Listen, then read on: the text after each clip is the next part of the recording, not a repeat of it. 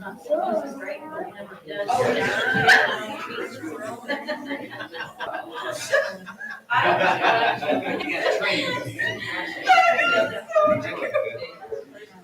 seen that down there yet.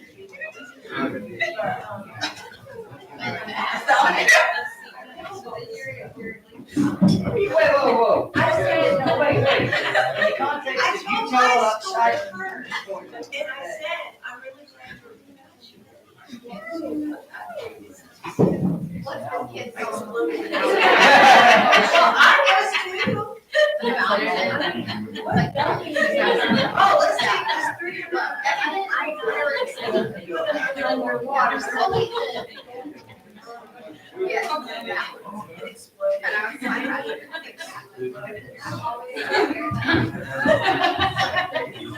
I was.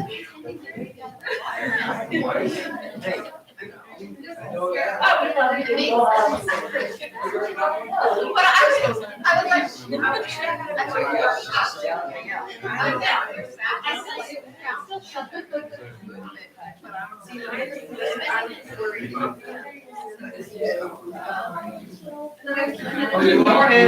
Already over? Oh, that was already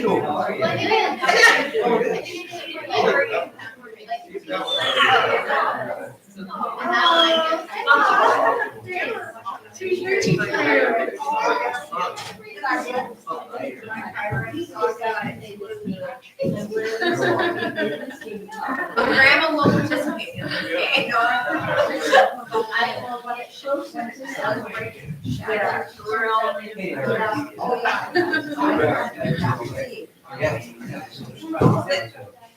Lucas, does your like sweatshirt?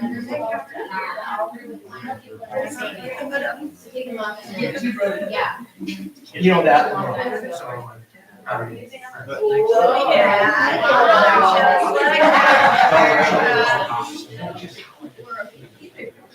That's pretty nifty.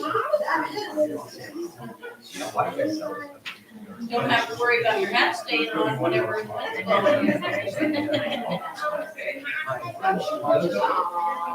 I asked about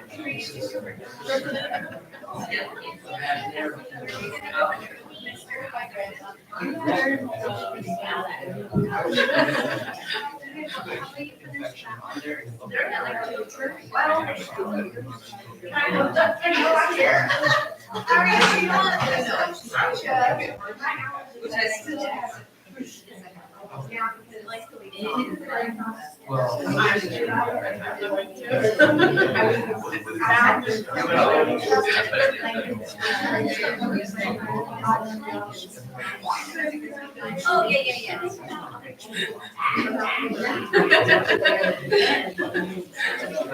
Well, I'll take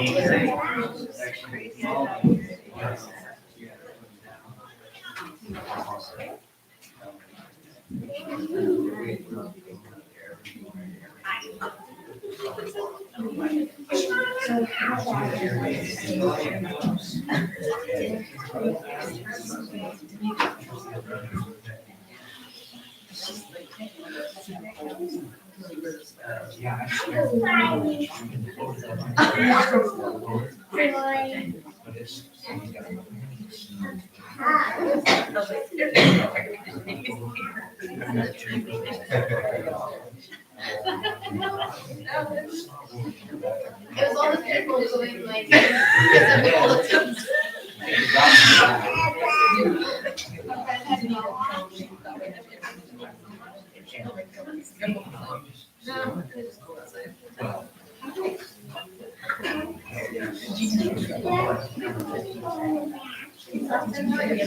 It's summer.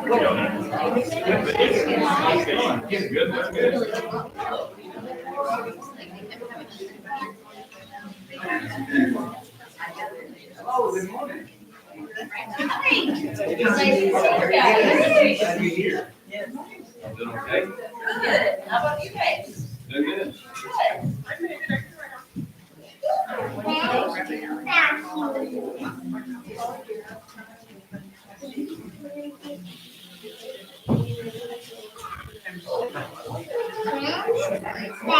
It's really scrappy.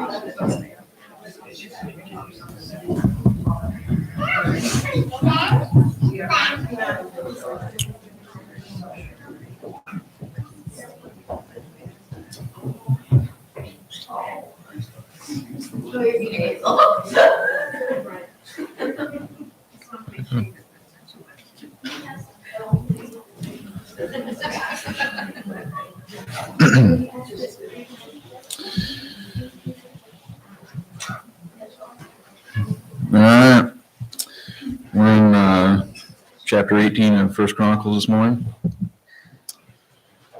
This won't be very long. This chapter's not very long. We're picking up here in 18. In the previous chapter, God had just made a covenant with David after David wanted to build God a temple to dwell in. God didn't want David to build it.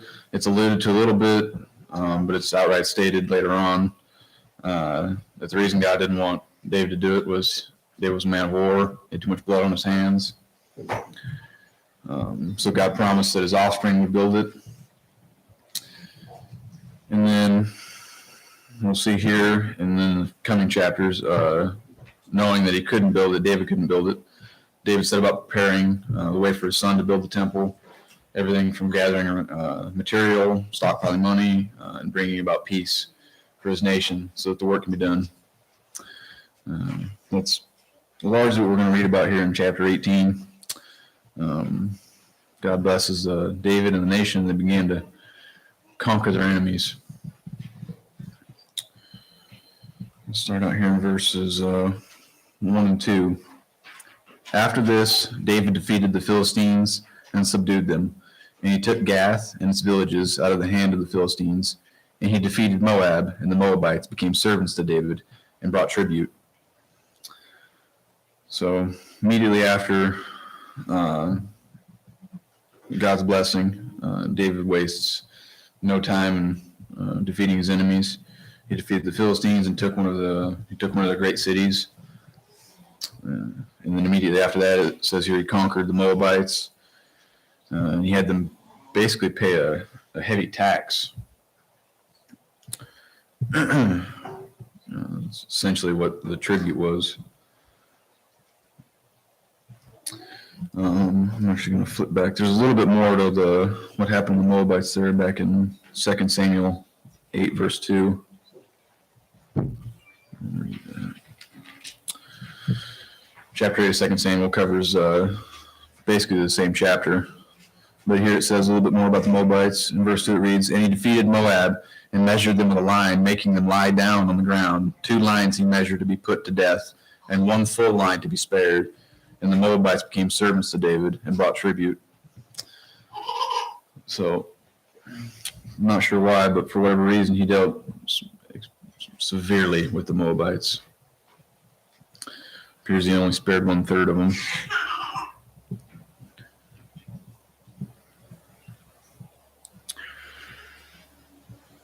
All right. Let's pick up again here in verse 3. David also defeated Hadadezer, king of Zeboah Hamath, as he went to set up his monument at the river Euphrates. And David took from him 1,000 chariots, 7,000 horsemen, and 20,000 foot soldiers. And David hamstrung all the chariot horses, but left enough for 100 chariots. And when the Syrians of Damascus came to help Hadadezer, king of Zeboah, David struck down 22,000 men of the Syrians. Then David put garrisons in Syria of Damascus, and the Syrians became servants to David and brought tribute. And the Lord gave great victory to David wherever he went. So Zeboah was a kingdom under Syrian rule. And it appears to me that their meaning was kind of like happenstance. That David ran into him. It appears that Zeboa was says he was out to set a monument by the river Euphrates, so he didn't seem like he was prepared in any way. So when David defeats them, since they are a subsidiary of the larger Syrian kingdom, the Syrians from Damascus, one of their capital cities, they go out to fight David and his men. David and his army then kill 22,000 of the Syrians from Damascus. And he then goes on to put garrisons in their city, and they too paid a heavy tax. And then I like there at the end of verse 6 where it says, "And the Lord gave victory to David wherever he went." And thus far he's conquered 3 of his larger enemies in the first 6 verses. So I'd say he's been pretty blessed thus far. Anybody got anything you want to add so far?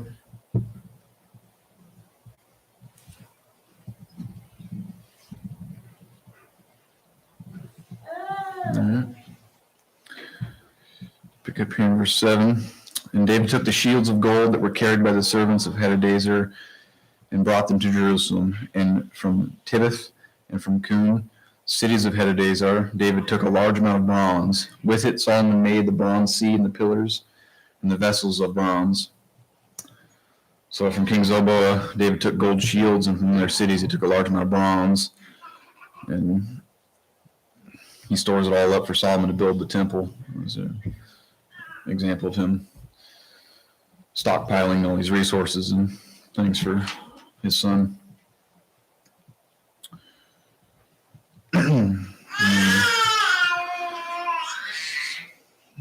Verses 9 through 11. "When Tau, king of Hamath, heard that David had defeated the whole army of Hadadezer, the king of Zeboah, he sent his son Hadaram to King David to ask about his wealth, about his health, and to bless him because he had fought against Hadadezer and defeated him. For Hadadezer had often been at war with Tau, and he sent all sorts of articles of gold, of silver, and of bronze. These also King David dedicated to the Lord, together with the silver and gold that he had carried off from all the nations, from Edom, Moab, the Ammonites, and the Philistines, and Amalek." This is another great example of the enemy of my enemy is my friend. It seems that the king of Hamath, they had been at constant war with Zeboah. So when he heard that David had defeated them, he was like, "How are you? Is there anything I can do for you?" And he also sent a large sum of money. It seemed to me that it was almost as a peace offering, saying that we have no quarrel with you. And it again says how David was stockpiling all this material and this wealth for the building of the temple. It's made very evident that that though David wasn't allowed to build the temple, he was going to do everything that he could to set it up so that Solomon wouldn't have anything standing in his way.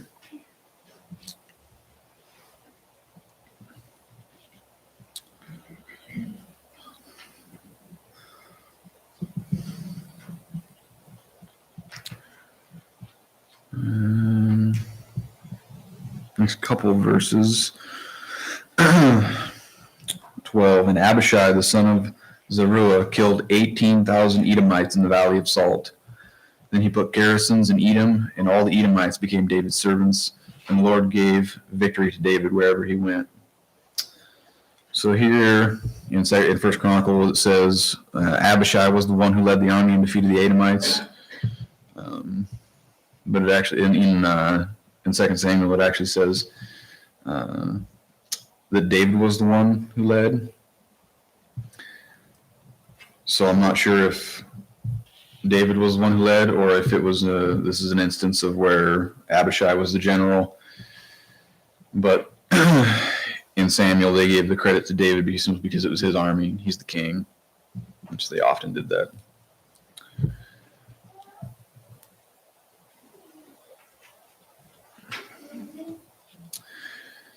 But it says they killed 18,000 Edomites in the Valley of Salt.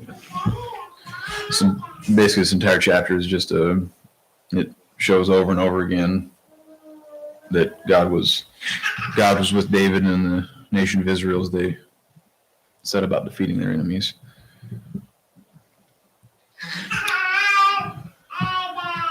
In this last few verses here, I will try not to butcher these names. So David reigned over all Israel, and he administered justice and equity to all his people.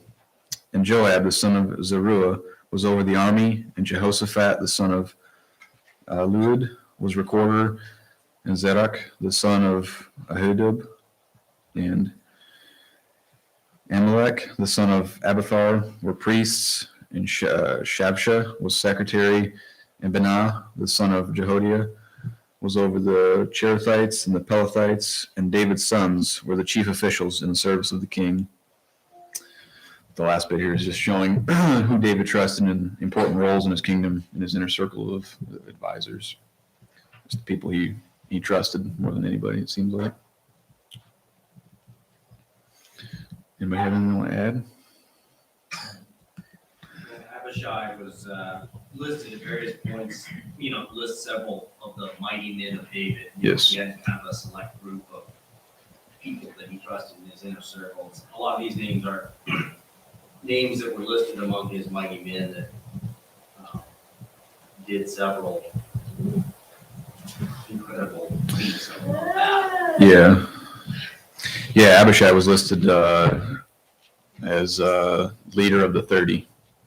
Yeah. And Benai, I want to say down there that it says with the Cherethites, he's the one that killed lions with his bare hands or something. That does sound correct, yeah. Yeah. Yeah, it always seems like David really relied on his mighty men pretty heavily. He had a definite close circle of skilled warriors, which I guess could somewhat explain why, it's here it lists Abishai and elsewhere it lists David as being the one that had victory in the valley of the Salt. But, like I said, Yeah. it was his army. Yeah. Kind of didn't really matter who was the general in the battle. It seems that that's the case oftentimes. Yeah, they credit the ruler, the king.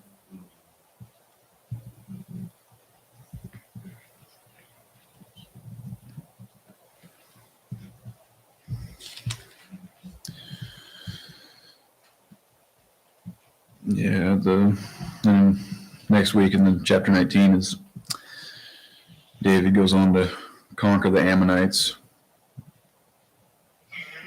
It's a couple of chapters really of continuous battle and conquering. So when we're reading these chapters, it can sometimes it can be a struggle if you're just reading about these distant places and long ways away and the history of what happened. It's easy to kind of nod off, and I mean it's interesting and it's good to know. But I want to try to wrestle with, okay, well, why is this here? This was a book written by God through all these various people over this vast timeline. Why are we reading this? What's the point of us reading this chapter for 21st century American Christians or African Christians or whoever in the world would be interacting with this text? What's God trying to communicate to us through this history? So I just try to ask the question, what does this teach us about God? What does this teach us about the nature of our humanity, the fact that we very selfish and broken many times, and then where is he taking us? Where is he taking them? And where is he taking us through this story that this is teaching us? And one of the things that I'm getting out of this passage is thinking about my son being across the bay right now. David's trying to set up success for his son. Yep. And God is trying to set up success for his children, David and Solomon, and trying to bring us along this journey. And And I can appreciate that, you know. I got a boy across the bay right now, he's fishing, and, you know, I've tried my best to equip him, to tool him up, to, you Yeah. know, to give him confidence, say, you know, you can do this, or give him practical skills, or whatever. That's part of what I'm seeing here that God's doing. And one of the things that I love about reading, you know, we read all these other civilizations, there's historical evidence that these all existed. One of the things that gives a lot of credibility to this book is that we're not hiding. It never hides any of the ugliness of the history of where these people came from, like Moab, for instance, just one of the many here. And that's a nation that was basically born out of Lot's, you know, Abraham's brother, nephew's line. It was a nation born out of an incestuous relationship. That culture, Moab specifically, we can talk about all of this, just a really good example. They were very debaucherous, they practiced child sacrifice, there were a lot of really awful things that they were doing. And so part of what's happening here in preparation for the future kingdom is they're going in and they're addressing these civilizations that are making war against Israel, attacking their borders and bringing things into their culture Right. that are evil. And so that's what we're seeing. That's what we're seeing here. What does this teach us about us? Well, that's our brokenness and our humanity, regardless if it's the Moabites or the Israelites. They're all coming to the table with various degrees of brokenness, even within the nation of Israel. You know, there's a lot of bad stuff happening, but despite that, God's accomplishing His goal. He's moving us somewhere. Even in Moab, when Israel's fighting Moab, back in 1 Samuel, there's a prophecy about the coming Messiah. So all of these stories are heading towards a direction. Yeah. And God's going to do for us that we can't do for ourselves. He's going to help us along. Yeah.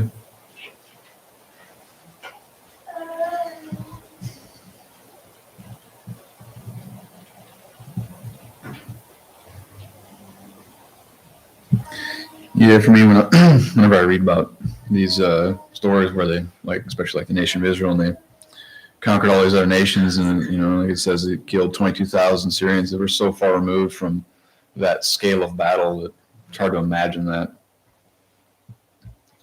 taking place. But this whole chapter is, there's a lot of dying in this chapter.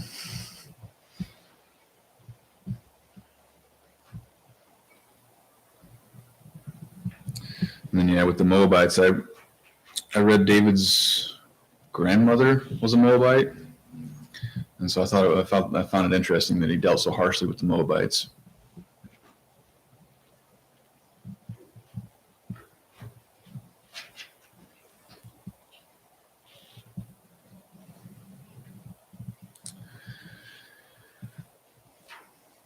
Just found it interesting that it said, and the Lord gave victory to David wherever he went. So David gets all these spoils that he then gives back to God. That's kind of, you know, leaning on God for the same thing so that we can give it back to Him. Mm-hmm. Yeah. Yeah, no, I like the parallel between chapter 17 and 18, where David wants to build a temple and God tells him no. And instead of being upset about it or anything, David just goes, okay. And he just sets about doing literally everything humanly possible that he can to support his son after he's gone. He wasted no time.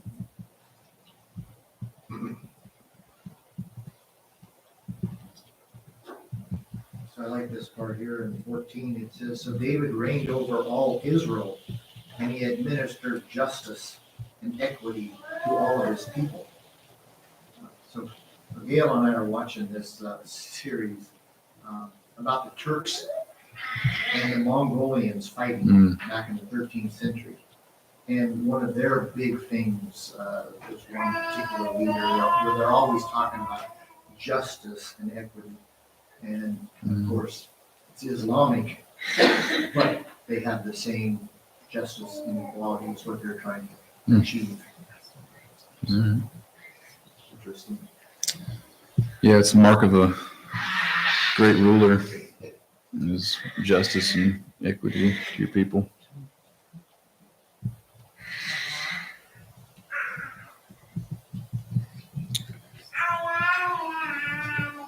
God has talked about all this war and conflict and all throughout these chapters of First and Second Samuel and Kings. You know, we're mindful of the world condition right now. We got conflict over in Ukraine, and unfortunately, we're not always mindful of all the various conflicts that have been unfolding in various parts of Africa and Southeast Asia. I mean, we focus on one thing in the media, but not always focus on the entirety of the world. It's just a sad thing that conflict seems to be an inherent aspect of human nature, that we're always trying to hurt each other, take advantage of each other. And although that's ugly and that's not good, it is a little comforting knowing it's not fair to God and He's not okay with it. You know, one of the things that we see in reading through, you know, the rules and laws that God hands down to His people Israel, He's primarily concerned with these two concepts of justice and equity. And although He's making war against nations of evil people, any one of these individual people, there's parts of the law that says when they come and they're a sojourner among you, you accept them, Mm-hmm. and you give them the opportunity to prosper. So I really appreciate that God has, He judges a cultural or national movement that hurts its own people, but individually speaking, He has a great deal of grace and love for that person that's trying to move away from that. And that's what that justice and that equity is. He's an advocate. That's woven all throughout the law and why the prophets indict Israel later. You guys are living in your paneled houses and you're going to the temple, but you forgot the reason you exist, just to make sure the widow and the orphan and the disenfranchised are taken care of. So Yep. even when Israel begins to turn an eye away from what God's intention was, He says, "You're no better than the Ninevites. You've lost your focus. The reason you exist is to make sure that these people that can't care for themselves, that you're taking care of." And that's something we as the church need to be mindful of. If we're sitting in here and our entire expression of faith is to gather here and read this book and feel good about ourselves, we've lost focus. There's people out there that need. And if we're not trying to help, then our faith is just serving ourselves. Yep. That word, justice, is Strong's 4940, and according to the Strong's concordance, that is in 494 verse, or it occurs 494 times in the Bible. So that's a big. Yep. Say that again, I'm sorry. That word, the word justice is mishpat. In the Strong's concordance, it's 4941 is its name. And I just looked it up, yes, that's a big word to me, and I'm not the only thing in the Bible, but it's, that word, it says it occurs 494 times in 406 verses in the Bible. That's a big Wow. word. That's a big word, guys. You know, it's like the order, the way things were created to be. Mishpat. It's interspersed with judgment, justice, rules, ordinances. You know, a lot of times when you read the Old Testament, that word, when you see those words, if you look it up, it's that word mishpat. Mm.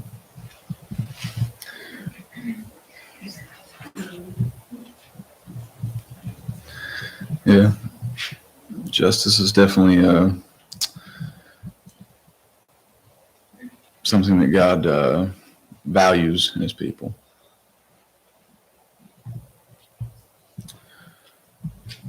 That's pretty much all we've got this morning. Anybody else got anything they want to add? All right. Thank you.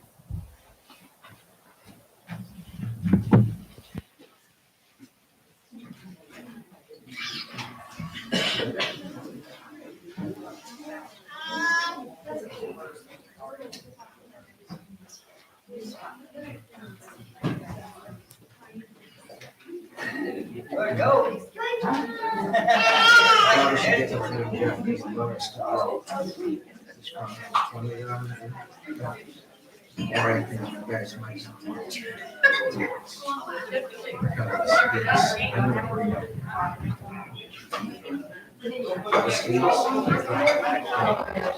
Genesis 6. The giants being the David battling.